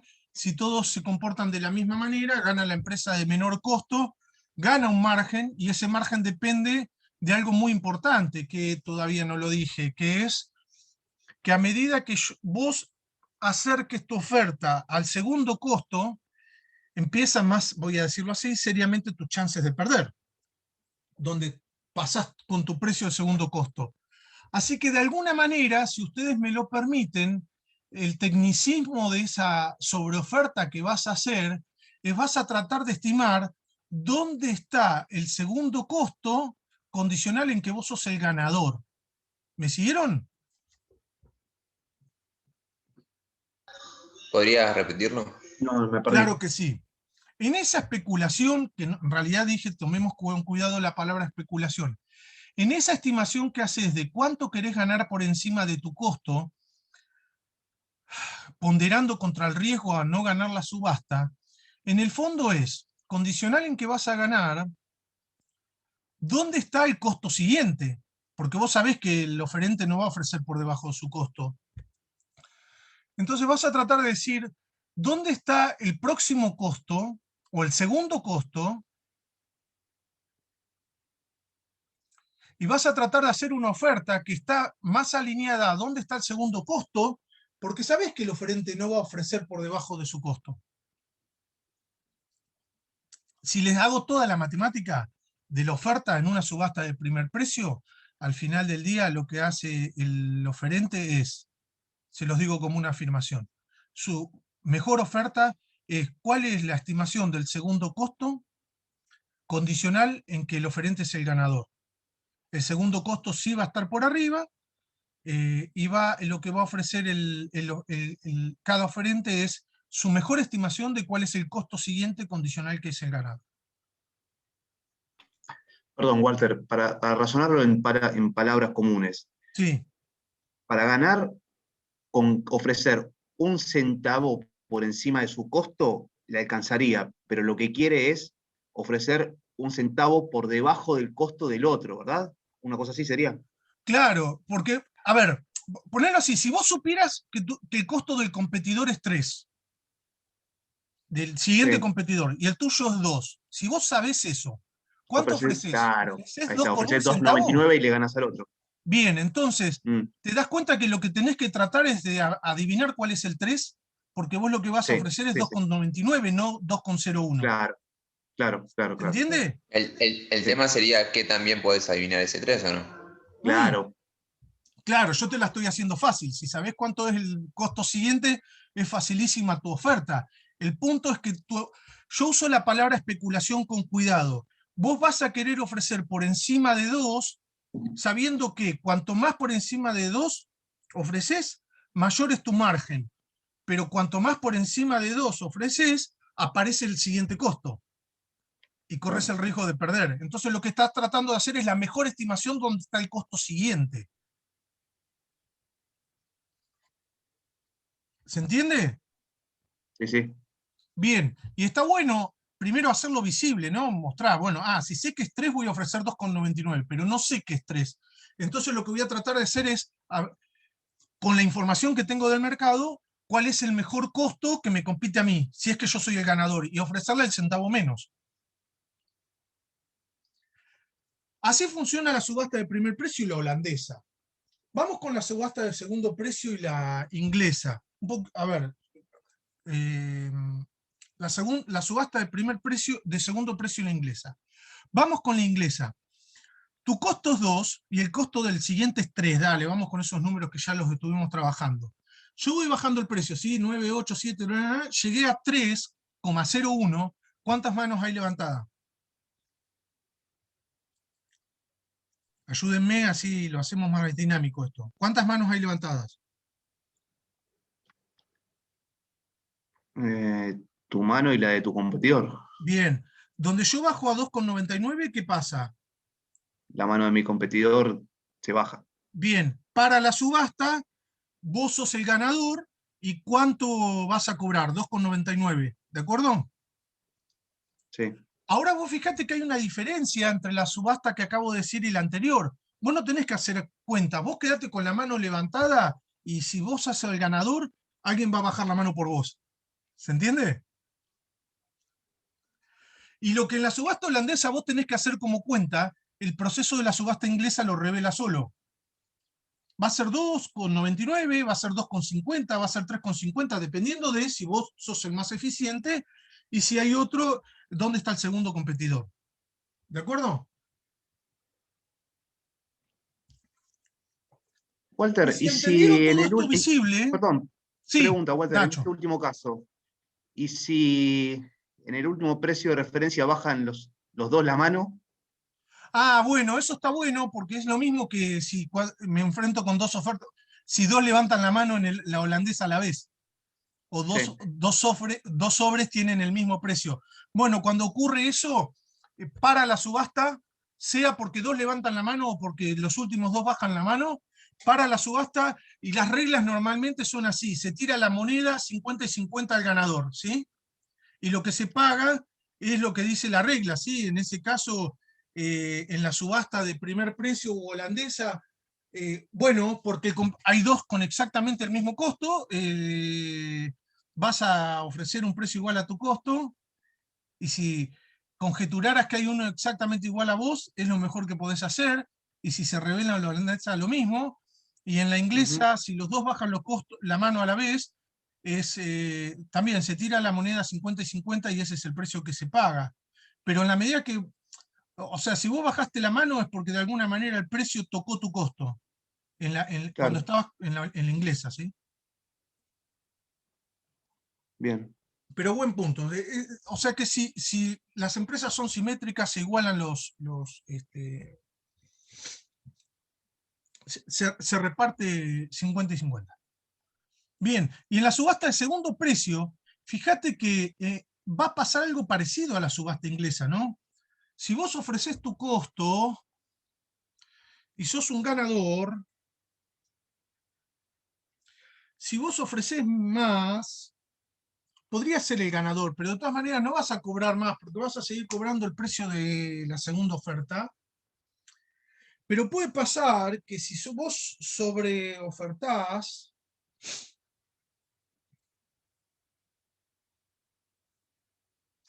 se meta una oferta en el medio y pierdas cuando deberías haber ganado. ¿Se entiende? Sí, sí.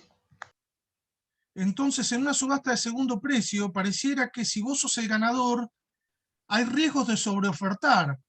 En el fondo, si ganás, vas a ganar lo mismo, pero podés llegar a perder. Y resulta que si sos un perdedor, hay riesgos de subofertar. Porque si subofertás, podés perder igualmente, pero podés hacer una oferta lo suficientemente baja como para que ganes, pero eso no garantiza que tengas ganancias, porque si eras candidato a perdedor es que había alguien más eficiente que vos. Entonces, si sos un perdedor, no hay incentivos a subofertar. Y como ex ante vos no sabés si sos un ganador o un perdedor, eh, Claro, esa lo más eficiente sería poner tu costo y después que te quedes y con si lo que ganás, sucede con ganás, la segunda empresa que, que claro, se revele solito dónde está el segundo costo, ¿de acuerdo?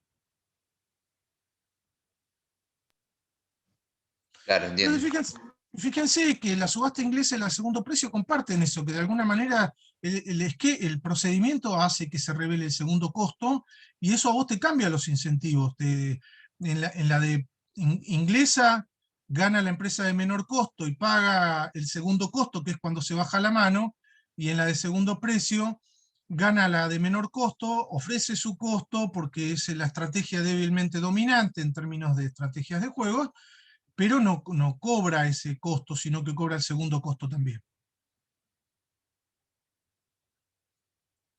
Y fíjense que estuve hablando mucho del segundo, o sea, en las dos subastas, segundo precio e inglesa, gana la más eficiente y se paga el segundo costo, y en la subasta de primer precio y holandesa, gana la más eficiente y se paga lo que la más eficiente estimó como segundo costo.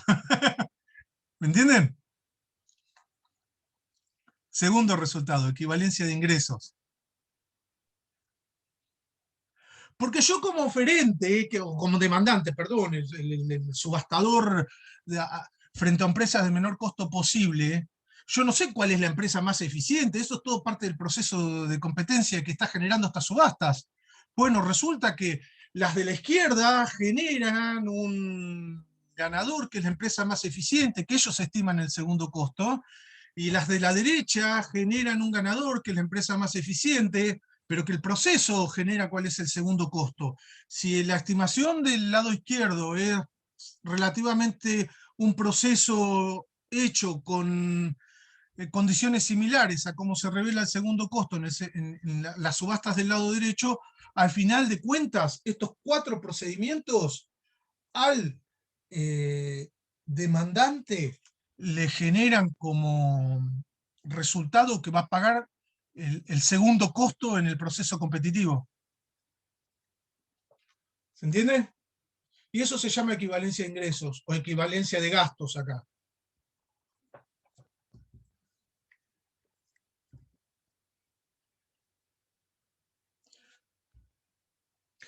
Chicos, hice el core con detalle. Ahora el reloj me corre. Entonces,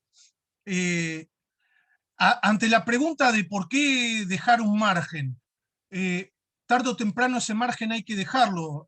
Una subasta u otro lo deja y es la forma en la que el proceso competitivo funciona. Gana la empresa más eficiente, se paga lo que es el segundo costo esperado, ¿sí? Luego puedo decir que cuanto más competitivo es este procedimiento, uno esperaría que pase una de dos cosas. ¿Qué pasa si van ingresando competidores en esta subasta? ¿Y por qué querría más competidores en una subasta? Y chances de que entre una empresa más eficiente o chances de que entre una empresa con segundo costo más eficiente, ¿sí? Entonces, la mayor competencia empuja hacia seleccionar la empresa más eficiente y a reducir las rentas de la empresa ganadora, porque cuanto más competencia también se reduce la diferencia entre el segundo costo y el primero. Es más, si a esto le agrego en lugar de demandas inelásticas, demandas con pendientes, el mayor proceso de competencia también reduce la brecha de precio menos costo marginal y ayuda a la dimensión eficiencia asignativa, cosa que hasta el momento no la había incorporado. Igual uno podría pensar que las que están entrando ahora, si no entraron antes, porque no son eficientes o no. No, no, está bien, Si pero pensalo en como un primer lugar proceso de más estaba para empresas en lugar de entrar, menos, Tomás. Pero sí, pero está bien. claramente si ingresan empresas que antes no lo veían, tal vez no, puede pasar que ingrese una empresa y es ineficiente y por lo tanto no cambia nada en términos esperados. Lo que digo es que si pasa eso, o no pasa, o no, una más, o no cambia nada, o resulta ser la más eficiente y eso cambia al ganador, o resulta estar entre el primero y el segundo y eso hace que cambie el segundo. Esas son las 3 cosas que pueden pasar. En términos Bien, bien. esperados, algo de valor eso implica. Bueno, resulta que es importante el supuesto de demandas independientes. Lo voy a hacer muy, muy rápido. Supongamos que este es el derecho a explotar la provisión de agua potable en la provincia de Buenos Aires. ¿De qué se trata? Se trata de conexiones, hay que realizar inversiones, aumentar la cobertura, mantener la calidad, proveer el servicio con cierta calidad, facturar a los usuarios, hago un cálculo de valor presente neto de los beneficios que genera los requerimientos de inversión, los requerimientos de calidad, lo que digan las condiciones, ¿no? Proveer el servicio con costos, ingresos, saco la cuenta, me da un valor presente de beneficios. Ahora, para todos ustedes que son oferentes, esta descripción que les acabo de contar, si son empresas proveedoras de agua, el negocio es más o menos lo mismo, ¿no? Las inversiones para expandir la red, inversiones para mejorar la calidad, cobrar, proveer el servicio, con continuidad, presión, etc. Si son empresas del sector de agua, el negocio es más o menos el mismo. Y entonces yo les voy a decir, chicos, ¿cuánto están dispuestos a pagar por el negocio de proveer el servicio de agua durante los próximos 20 años? Y vos me vas a decir, saco mi cuenta de valor presente neto, y me da 100 millones, otro me da 150 millones, otro me da 125 millones, hago todo este proceso ahora como una venta, no como una compra, y va a ganar la empresa que esté dispuesta a pagar más por el negocio, quien es, dado todo lo descripto, la más eficiente. ¿Qué va a pagar por el derecho a explotar este negocio? Pongamos la regla: primer precio lo que ofrece, segundo precio lo que ofrece la segunda empresa, etcétera, etcétera. Pero en el fondo, a diferencia de valoraciones independientes, lo que quiero decir es que este es un negocio que no es muy distinto para vos y para mí. Entonces, imaginá que vos estás dispuesto a pagar más que tu compañero por el derecho a este negocio. Ahora tu compañero se va a hacer la pregunta: ¿por qué quiere pagar más que yo? ¿Qué está viendo que yo no ve? E imagínate vos, que tu compañero está ofreciendo menos que vos. ¿Por qué está dispuesto a pagar menos que yo? ¿Qué está viendo que yo no veo? Entonces, en subastas de valoración común, hay que tener ciertas consideraciones. Primero, que ya ahora las subastas no son equivalentes. Por ejemplo, una subasta sobre cerrado no revela información, una subasta abierta sí revela información. Porque que sigan habiendo competidores quiere decir que algo estás haciendo bien en la cuenta, y que ganes puede ser una mala noticia. ¿Por qué yo vi algo que el resto no vio? ¿O por qué yo no vi algo que el resto vio y se fue de la competencia? Eso se le suele llamar maldición del ganador a las subastas. Eso es cuando no te quedas como conforme de tu oferta, ¿sería algo así o no? Algo así, hiciste la mejor cuenta posible, pero resultaste ganador, y decís, ¿por qué? Claro. ¿Sí? Sí, sí. Bueno, esto todo tiene tratamiento, entonces vas a recalcular tu oferta, anticipando todas estas cosas. Las subastas cerradas en general no adolecen de este problema, ¿sí? Porque no se revela la información en el proceso, pero la subasta de segundo precio y la de primer precio dejan de ser equivalentes. Por esta evaluación común no es lo mismo ofrecer un mayor valor y pagar ese valor que ofrecer un mayor valor y pagar lo que la segunda oferta sea, ¿sí? De vuelta, por esta preocupación de publicidad. Pero ahora en tu cuenta de primer precio. Bueno, estas son cosas interesantes que uno puede generar la discusión. En general le doy pie acá a Santiago para que me recuerde los valores de la primera oferta de la subasta de Azurix y la segunda oferta. Lamentablemente ya pierdo la memoria de esos valores, pero Santiago, ¿te los acordás? Hace mucho tiempo. Hace mucho. Pero era algo así como que el ganador, Azurix, ofertó 420, 30 millones, y el segundo era 110. Entonces vos Y después el que ofertó 430, que ganó obviamente, claro, lo que quiso decir fue que eso que había ofrecido era su base de capital, que debía ser remunerada con las tarifas futuras, o sea que había que de alguna forma evitar que fuera una pérdida. Y ahí, bueno, fue toda la discusión. Bueno, y eso generó todo un conflicto contractual que llevó a la rescisión de la concesión y a un conflicto en el CIADE. Ya les hablé del CIADE. ¿Hoy es más común primer precio o segundo precio? Era una subasta de primer precio. No, pero digo, en general, hoy es más común, no sé, licitaciones de obras o servicios, que se hagan de primer precio o de segundo precio. Mira, no hay una regla, hay de todo. No sé si Santiago quiere hacer algún comentario. En la Argentina, de contratos de obras públicas, en general, hasta donde yo sé, es el primer precio.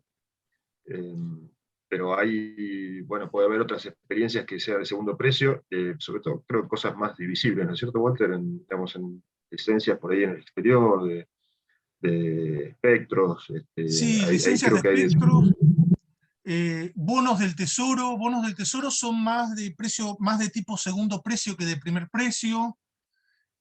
Es variado. Digo, hay que meterse ya en una clase un poco más profunda para discutir dónde están los valores por un lado y por el otro, pero rápidamente date cuenta que la revelación de información ya tiene alguna implicancia sobre la elección de una oferta u otra, y si esa revelación de información es importante, va a haber un sesgo hacia un uso u otro de subasta. Bueno, y se me hace largo, pero sí, hay evidencia de distintos usos de subastas en distintos tipos de mercados, ¿sí? Pero el punto acá, si quieren, porque creo que acá es donde cierro, ¿sí?, la clase de hoy. Dame un segundo que aviso, estoy terminando, ya me conecto. Tengo una reunión, discúlpenme, pero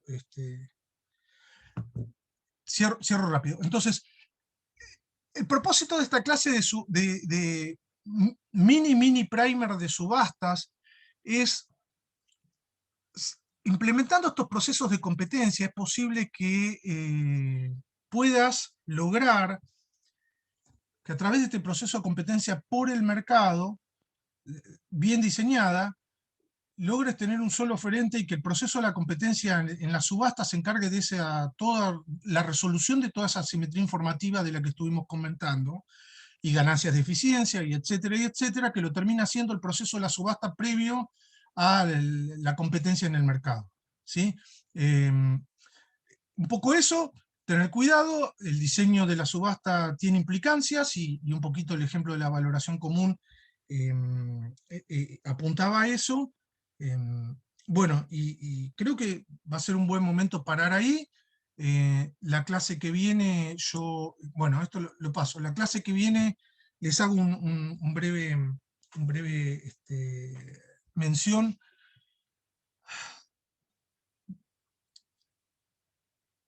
En algunos casos se va a abrir el segmento de la competencia y por distintas razones puede que esta competencia no ocurra. Esa es la definición básica, después la definimos bien de barrera a la entrada.